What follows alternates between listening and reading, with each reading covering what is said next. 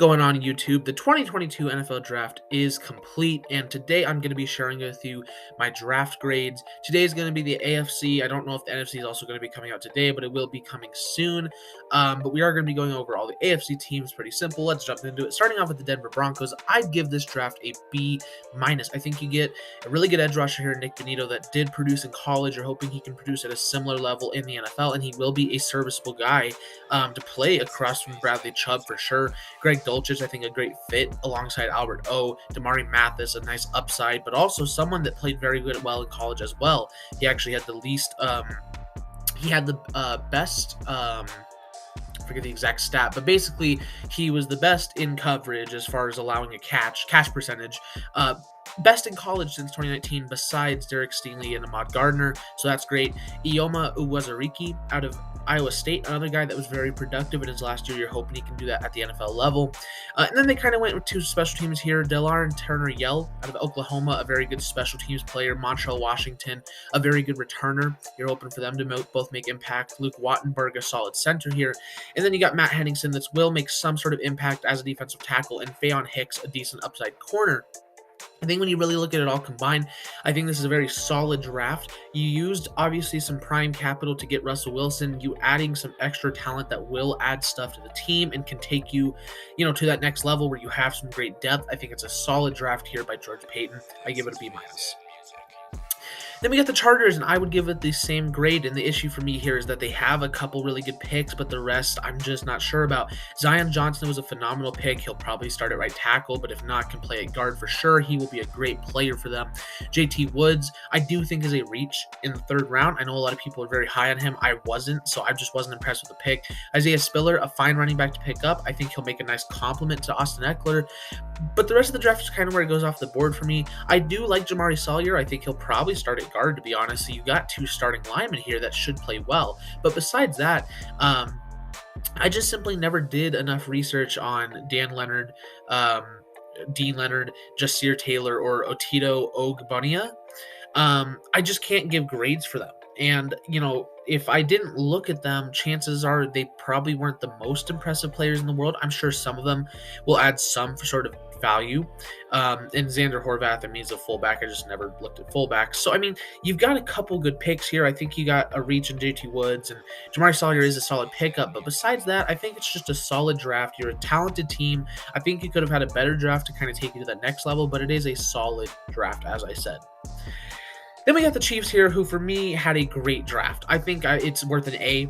You're getting Trent McDuffie, who's a phenomenal fit, and he's going to be your corner one, and he's going to be a good corner one for you. You get George Karlaftis at the end of the first, about where I thought he should have gone. I think he'll be solid and add a great player across from Frank Clark. You keep Chris Jones in the middle there. That's great.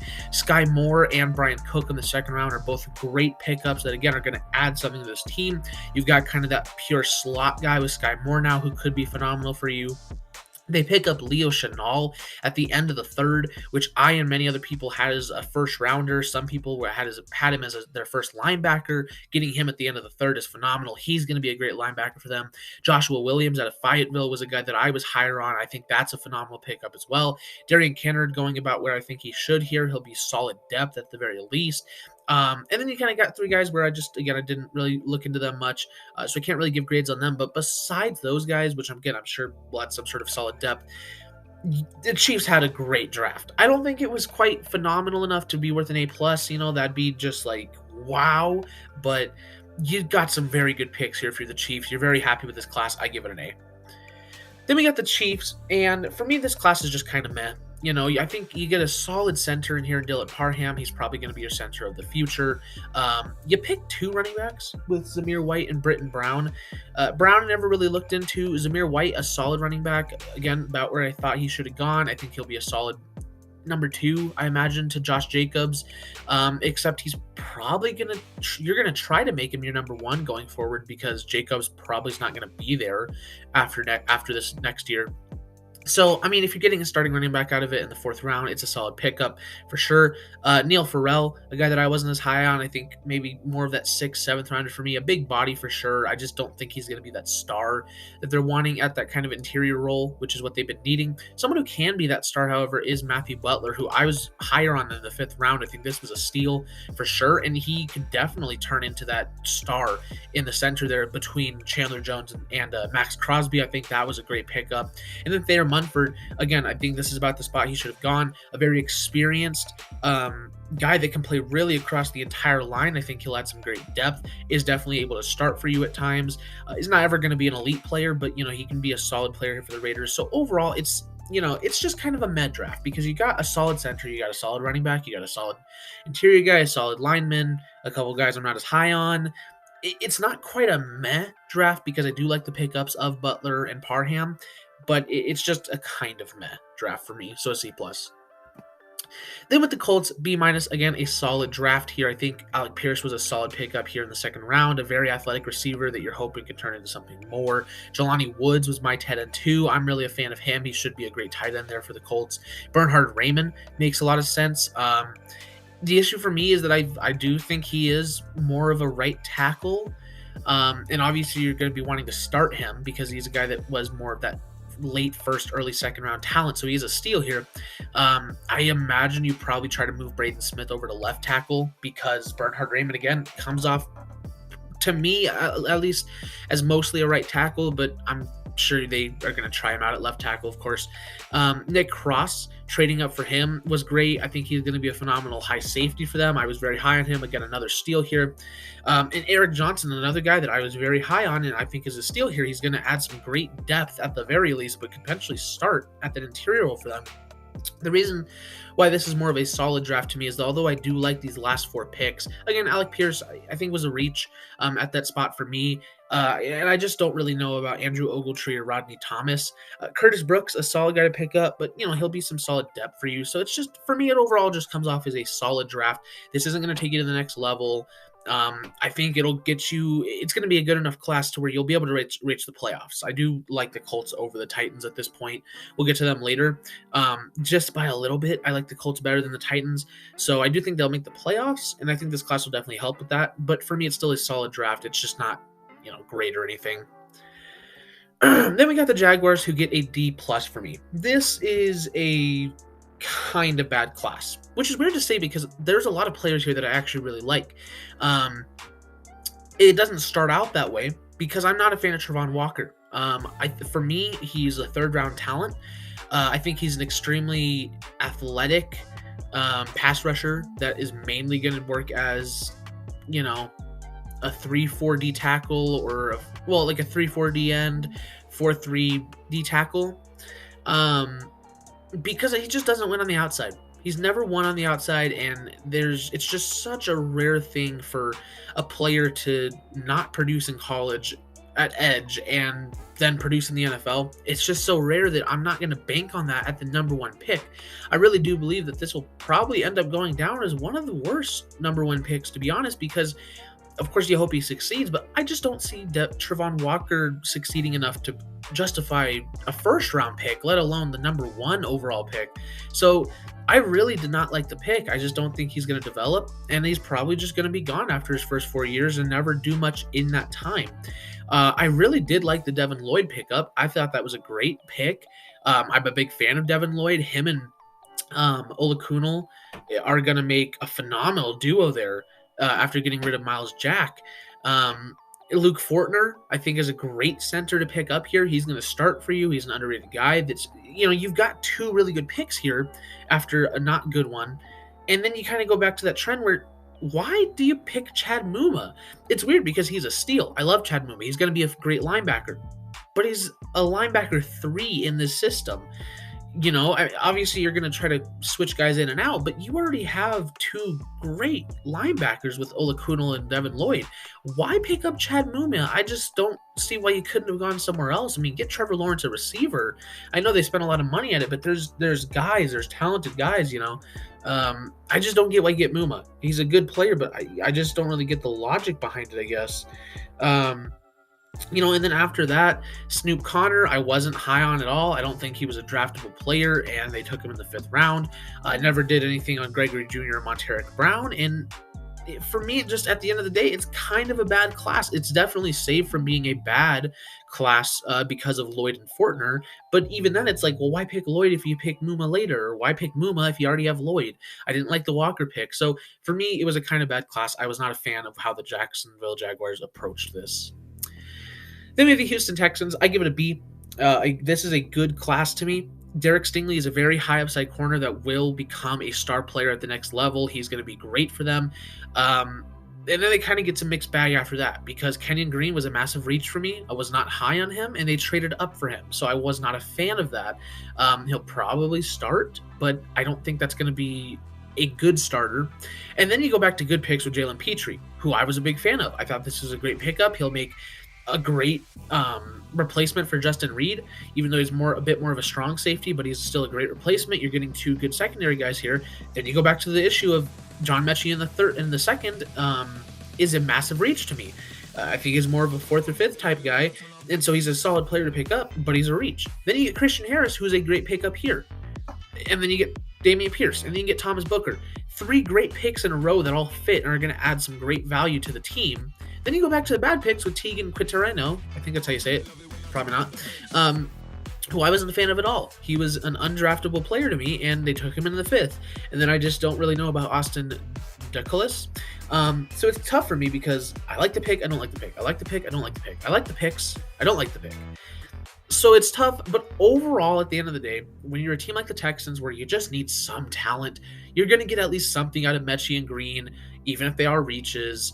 You got some great players otherwise. I think this was a good draft for the Texans. Not a really good draft. There are a few picks here where I definitely would have gone elsewhere, but it is overall a good class here for the Texans. Then you got the Titans, and I give an A-. This is a kind of great draft for the Titans here, and it sucks because I still think I prefer the Colts just a tiny bit, even after the Titans having this draft, but really the Titans had a phenomenal draft here. You get an A.J. Brown replacement here with Treylon Burks, so now you've got Treylon Burks and Robert Woods, which makes a nice duo there. It should work out much better than what you had last year. You get Roger McCreary in the 2nd round, who I do really like. It's just that his arms are so short that it will be an issue at the next level, and unfortunately it's going to impact him to where I think he'll be a solid corner to have here for the Titans. It's just he's never going to be an elite corner. Then you get Nicholas Petit-Frere, one of my guys. I think he is going to fill in at right tackle and be great there. And then, of course, the supreme pick here, Malik Willis in the 3rd. I understood that he's a very raw player in a lot of aspects, but to get a guy of his upside in the 3rd round, we're talking about a guy that legitimately might be their future at quarterback as a 3rd rounder. That's just incredible value if you're the Titans here. So that was just an A+ pick there. In the 4th round, you get Hassan Haskins and Chig Okonkwo, both 2 players that, again, I was high on. They're going to add great value. Derrick Henry, he's great on the big runs, but he's not all that great in reality at getting those 2-3 yard conversions, right? 3rd and short. Hassan Haskins is good at that. So now you've got a great running back duo. Chig Okonkwo is going to give you that Jonnu Smith that you've been missing for a little bit now. Kyle Phillips is a really good slot, potentially, Hunter Renfrow light. So now you got Burks, Renfrow, and Robert Woods. The last 2 guys, not a big fans on. Theo Jackson, Chance Campbell, whatever. But you disregard those guys. The rest of the class is phenomenal here. You're making a team that's going to be very, very competitive in the future. I don't think it'll help them make the playoffs this year. But in the future, you're building up a great team, and this class is going to be the groundwork for the future of the Titans. I think it was a kind of great draft. Then we've got the Buffalo Bills, and I think this was a pretty good class here. Kyer Elam, I'm a massive fan of. He's going to be a star at the next level, so pairing him up with Tre'Davious White is phenomenal. James Cook, I would have rather hopefully have gotten a Kenneth Walker or Breece Hall, but if you have to get James Cook, he's still a very solid pickup here to hopefully be your running back 1. Terrell Bernard, a really solid linebacker that I was high on. I think this is a nice little value pick here, but he's going to be a great linebacker for you as well. Khalil Shakir, a very solid receiver with the ball in his hands, but also can make some crazy catches. He's just not that impressive kind of getting open, but he can make some great catches. I think he's great to add to the team. Then they get punter god, Matt Ariza, who was the third punter off the board, and I think teams are going to regret that because truly, I get that he has some issues as far as just like the actual punting motion, apparently. I don't really care. Statistically, he was the greatest punter in college football history. The Bills are going to get themselves a great punter here with Matt Araiza, taking your team to the next level.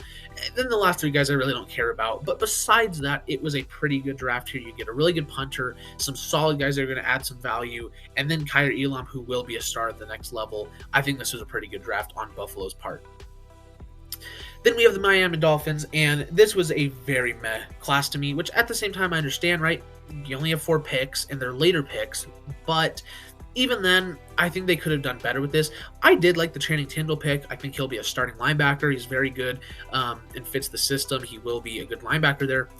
Eric Ezukanma is frustrating for me because me and Ian Cummings are both very big fans of this guy. We're both very set on the fact that for me at least, in the right situation, he will be a star. Unfortunately, he's going to be the wide receiver 4 with Tua and Teddy Bridgewater throwing to him, which is very unfortunate because really this guy should be a star. He's got all of it. And maybe they'll use him more than a wide receiver 4 would normally be used because Jalen Waddle and Tyreek Hill are the speed threats. Maybe he'll turn into more of that. Hopefully can start with or somewhat over Cedric Wilson. And I hope he does because, now that you got an offensive line, Tua and Teddy will be able to actually have time to throw. You can look for guys like an Ezukanma. I hope he succeeds. I just unfortunately don't know if he will, so I don't like the pick all that much. And then in the 7th round, you get Cameron Good, which is a solid edge to add, but I don't think he's going to really do much at the NFL level.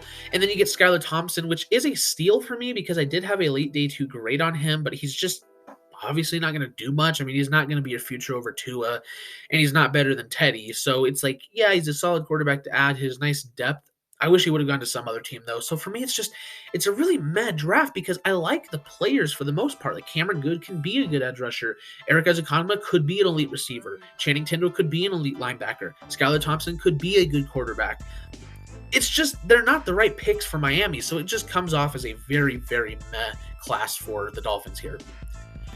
Then we got the New York Jets, and this is my only A+ of the entire class, as this was just a phenomenal job done by Joe Douglas here and Robert Saleh. You get Ahmad Gardner, number 4 overall. You're getting yourself a shutdown corner. Then at number 10, you're getting Garrett Wilson, who was by far and away my receiver 1.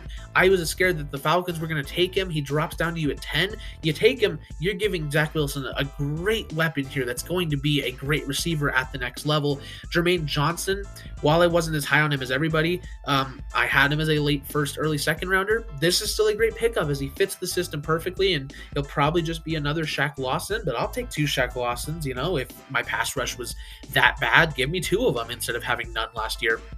Then in the second round, they get Breece Hall, who for me is going to be a star running back at the next level. Now you got him and Michael Carter. Jeremy Ruckert, who's going to be a phenomenal tight end to CJ Uzomah. You've got a really good duo there. Max Mitchell is definitely the worst pick of this class for me, but I still would have taken him around this early day 3 time, and he can still turn into a solid tackle. And then Michael Clemens, a great pickup here in the 4th round, who will, again, add some sort of value, some depth to the defensive line that was so poor last year.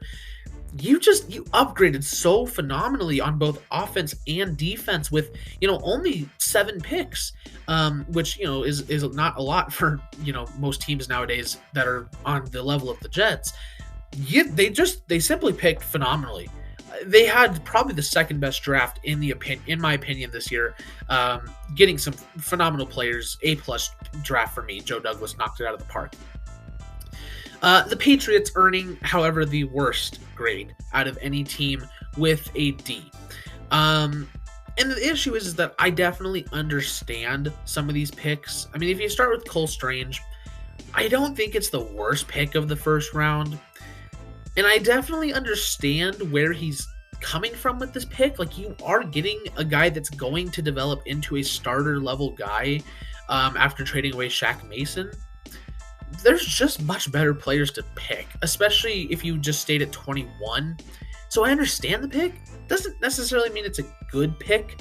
Tyquan Thornton was a reach for me in the second. Yeah, he's fast, but I just don't see him being much besides that.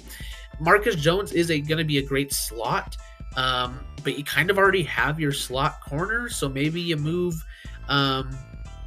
Joseph, I think is his name, or something like that. Maybe you move him to more of the outside role, but you already had a slot corner. I don't see why. Jack Jones, I'm not the biggest fan of. I'm sure Bill Belichick can develop into something. Pierre Strong, he's a great running back. I think he's got a phenomenal upside. And the Patriots like switching in a new running back every couple years.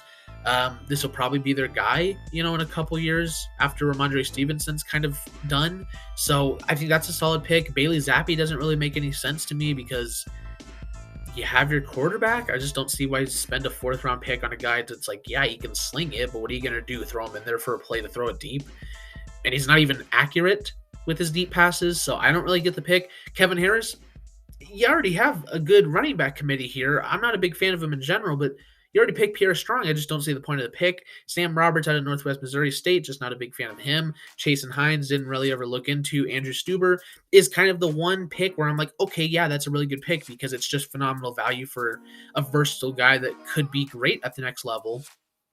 Other than that, I think it's a bad class. It really is to me. And I think they could have done much better. And I get, you don't question a Bill Belichick draft class, but I don't really think we can just sit there and say that anymore because the Patriots aren't this unquestioned dynasty that they once were. When you have a draft like this, I'm just not a big fan of it. So for me, it's a bad draft. I give it a D.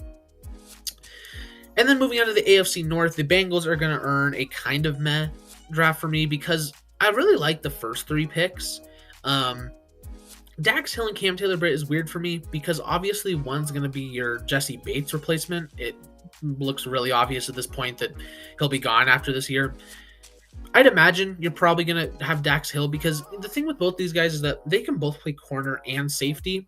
If I had to pick one to play either, I'd keep Dax Hill at safety and Cam Taylor-Britt at corner. So I imagine Dax Hill's probably a replacement for Jesse Bates, in which case is a very good player to pick up here at the end of the first. Cam Taylor-Britt also a solid guy to pick up here. Zachary Carter, I really like that pick because he's another one of those will make some impact. He's just never going to be elite, but I think he'll be good for the Bengals. Then the class is just very meh to me because I didn't really look at Cordell Volson much, but I don't think he was anything special. Tyson Anderson is a solid safety. It's decent value to get him at this point, but he's probably should have been an early day 3 pick. I think he'll probably be a solid depth safety. And then Jeffrey Gunter, just a guy that I wasn't a big fan of, but this is about where I would have taken him. So it's just, I think you start off with 2 guys where it's I get it. You fix the offensive line. Where do you really go? I guess you just kind of try to fill in what you do have left. Corner is not the greatest room for them, so you get some solid secondary guys. You get a player that's going to add some value on the D-line. Other than that, it's just a very meh class to me. So it's, the first 3 picks do save it. I wouldn't call it a solid draft quite, but I think it's a kind of meh. So, C+. But I guess you could say solid if you wanted to. I just don't quite feel like it's that. The Browns are going to get an actual meh, a C for me. I like Martin Emerson. He was a first rounder for me. Getting him in the 3rd round is phenomenal value. Alex Wright, a guy that if you develop correctly, which I don't think the Browns will, could turn into a star across from Myles Garrett, but he won't. David Bell is a massive reach in the 3rd round for me, so I don't like that pickup. Perion Winfrey, solid. I think he doesn't fit the best, but he should be a solid player. Will probably start for the most part. Cade York, a lot of people were making fun of them for this pick. I don't hate the pick at all. Cade York is a very good clutch kicker. We just saw what drafting a good kicker can do for you with the Bengals. If he's the best player on your board, take him. He's a good kicker. Jerome Ford, a solid running back to pick up. Mike Woods, a solid receiver to pick up, even though a bit of a reach. Isaiah Thomas, nice upside, but otherwise, Dawson Deaton, more of a UDFA to me. So, it's kind of I like the pick, meh, don't like the pick, meh, I like the pick, meh, Overall, I think you can argue that it is more of a C+, B-, because you will get some value out of these guys, but ultimately for a talented team that I'm looking to get some guys that'll take them to the next level, like I think the Broncos did a great job of working with not the best picks to just take some guys that'll elevate their team. I don't think the Browns did that really besides Emerson kind of and York here. So for me, it's just comes across as, again, a meh draft, a C. Second to last, we got the Ravens with an A++. There, you can only give out an A++, and you can only give out an F-. This is an A++. It genuinely might go down as one of the greatest draft classes in history. You have Kyle Hamilton, who I'm on record for saying is the best player in this class. You get him at 14, he's going to be a phenomenal safety for you. Tyler Linderbaum, the best center in this class. You're giving yourself a phenomenal center here.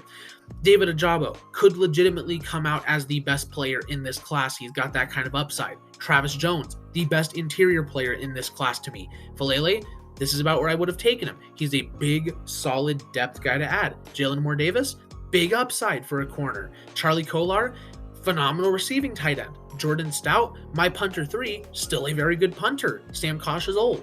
Isaiah Likely, another elite receiving tight end that I think is better than he tested. Damarian Williams, didn't really do the research. Tyler Batty, this is about where I would have taken him. He's going to add some great depth to the running back room. You're getting potentially 4 guys who could all be the best player out of this class. Maybe not Travis Jones so much, but probably more like 3 guys that could be the best player in this draft, and maybe they might even all 3 be the 3 best players. Travis Jones is a great pickup. Amore Davis is a great pickup. Kolar, Stout, Likely, Batty are all great pickups. This, I mean, of course, people were talking about it, but the Ravens just absolutely finessed the NFL with this draft class. You took a team that was already going to be a playoff team, that was already going to be great.